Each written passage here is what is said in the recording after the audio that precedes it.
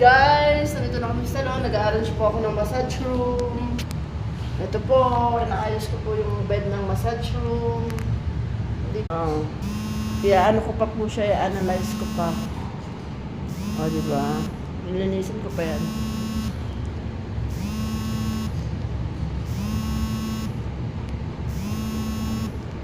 Hello guys, nandito na naman po tayo. Nandito po, ito po yung counter namin. Si Madam.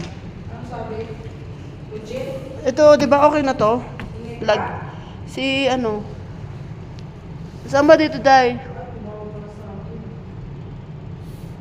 No?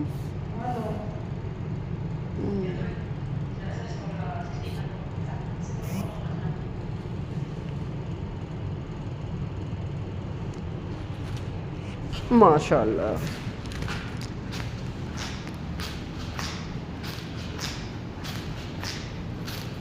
Ano daw, no?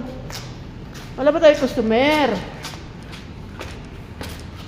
Ito yung aming, ano, ito yung aming massage room. Ma-arrange ko pa to.